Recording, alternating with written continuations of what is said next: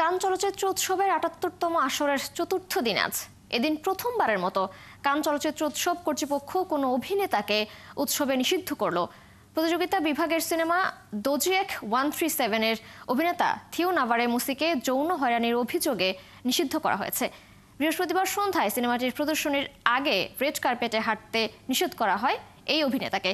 শুক্রবার press conference হলে দোজিয়েক 137 team সাংবাদিকদের মুখোমুখি হন। এ সময় পুরো টিমকে বিধ্বস্ত লাগছিল।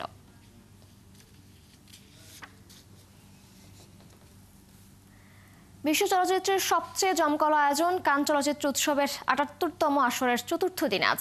সারা বিশ্বের নির্বাচিত ছবি নিয়ে জমে উঠেছে উৎসব। এ নিয়ে আরো খবর জানাতে ফ্রান্স থেকে যুক্ত হচ্ছেন পার্থ সঞ্জয়। পার্থ, আপনি তো আছেন সেখানে। আজ কি কি থাকছে কানে, কি ছবি প্রদর্শিত হতে যাচ্ছে আজ, এবং আরেকটি বিষয় জানাবেন যে একজন অভিনেতাকে নিষিদ্ধ করা হয়েছে, এ বিষয়ে কর্তৃপক্ষ কি বলছেন?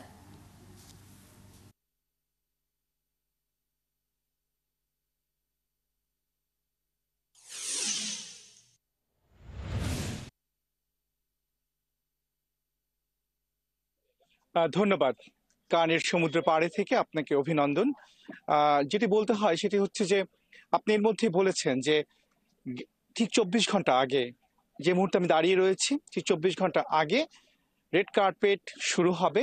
ঠিক তার আগে আগে দোজিয়েক 137 টিমের অন্যতম অভিনেতা, আপনি যার কথা বলছেন থিও মৌজি, তাকে আসলে নিষিদ্ধ করা হয় এবং তার বিরুদ্ধে অভিযোগ সেক্সুয়াল অ্যাবিউজের এবং যৌন হয়রানির কারণেই তাকে নিষিদ্ধ করা হয়। রেড কার্পেট সহ পুরো উৎসবে তাকে নিষিদ্ধ করা হয় এবং এরপরেই ছবিটির রেড কার্পেটের পরে সন্ধ্যায় গ্র্যান্ড থিয়েটার লুমিয়ারে ছবিটির প্রদর্শনী ছিল এবং আজ সকালে বলে রাখি এটি কম্পিটিশন বিভাগের ছবি এবং সেই কারণেই প্রতিদিন যে ছবিগুলো কম্পিটিশন বিভাগে থাকে সেই ছবিটির শিডিউলড প্রেস কনফারেন্স থাকে পরদিন 11টায় বা 12টায়।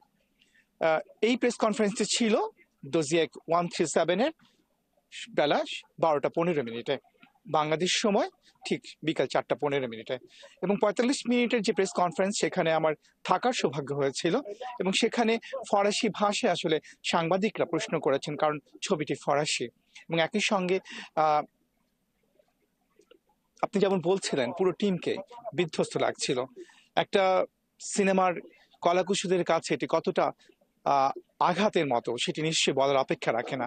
তবে কর্তৃপক্ষ তো সিদ্ধান্ত জানিয়ে দিয়েছে, নিষিদ্ধ করা হয়েছে এবং এটি কানের ইতিহাসে প্রথমবারের মতো হয়েছে।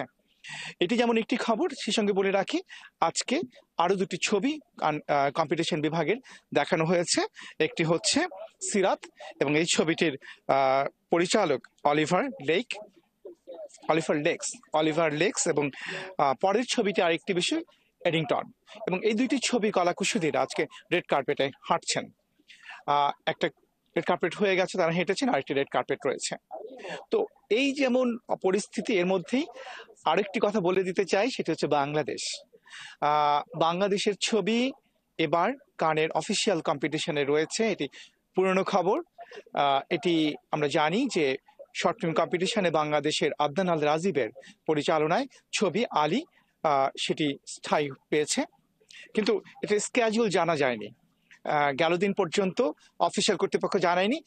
আজকে সেটি আমাদেরকে জানানো হয়েছে যে কান কর্তৃপক্ষ জানিয়েছে আদনান আল রাজীবের ছবি আলী প্রদর্শিত হবে 23 তারিখে, অর্থাৎ উৎসবের আগের দিন বেলা 11টায় এবং দুপুর 1টায় স্থানীয় সময় এখানকার সালে বাজিন এবং আরেকটি থিয়েটারে। এবং এটি হচ্ছে সবচেয়ে বাংলাদেশের জন্য আপডেট। এই সব আপডেট নিয়েই নিশ্চয়ই আগামী দিন আবারও হাজির হব। তিশা, এই ছিল আমার কাছে সবশেষ। পার্থ, ধন্যবাদ আপনাকে যুক্ত হবার জন্য।